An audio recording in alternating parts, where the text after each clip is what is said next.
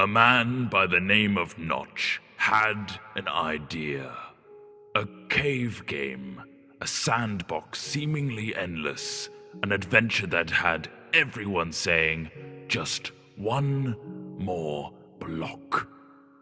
This man, that game, those blocks have brought all of you here to celebrate what has become Minecraft.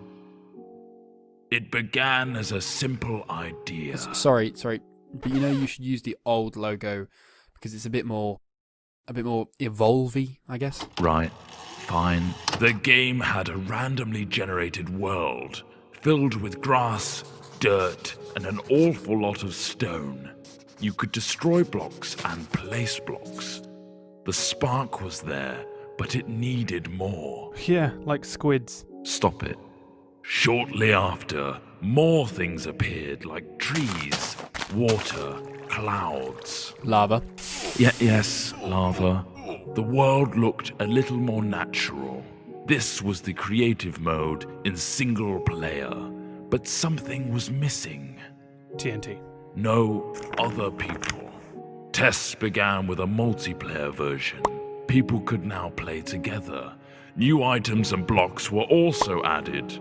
The game was beginning to take shape. Wow, really skimming over the details there. Do you want me to go over all the patch notes? No. The wiki page won't load anyway. Moving on, the game now had multiplayer and creative single player. But there was another element that Notch wanted. Survival. Work began on making the game more challenging. Zombies and skeletons were put in, but they could not attack. Sheep and pigs were added too. Whoa.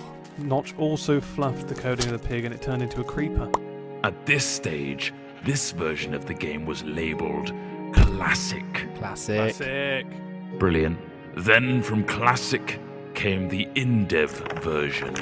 What on earth does that mean? No idea, not important. Dynamic lighting was put in, a new sound engine, and more importantly, crafting was introduced.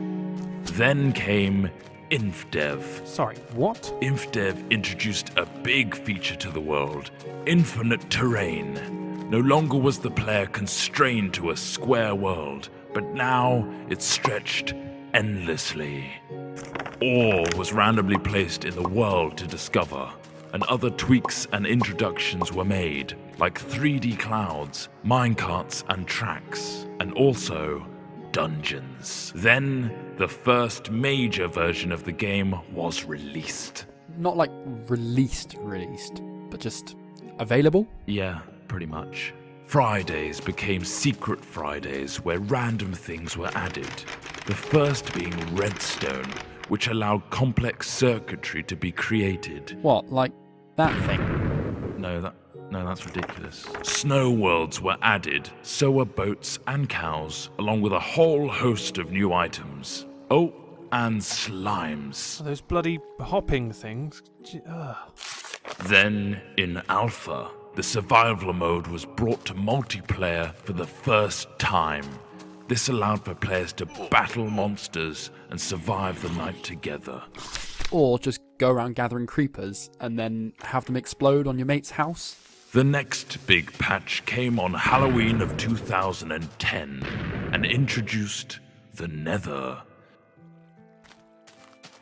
This threatening place was full of zombie pigmen and the eerie cries of the ghast. Not to mention a considerable amount of lava. The game hit beta. Ta-da! Lots of new things were added in beta, like dispensers, note blocks, cake, redstone repeaters, and beds. The lighting also got a smooth upgrade. Wolves were now on the prowl, and you could tame one as a pet with a stash of bones. Weather was introduced, including snow, lightning storms, and rain. Oh, look how cute that wolf is shaking off the rain. Aw. We finally found ourselves in 1.6 with the introduction of maps. A new way to navigate the endless blocks of Minecraft here. things got pushy in 1.7 with pistons, leading to some clever contraptions. 1.8 gave vastly improved combat mechanics, allowing the player to sprint, draw back their bow, and land critical hits on their enemies. A new terrain generator was added, along with quirky NPC villages and mighty strongholds. And now comes the end. A true challenge awaits you in this unforgiving realm. But that is something you'll have to discover for yourself. The next page is yours.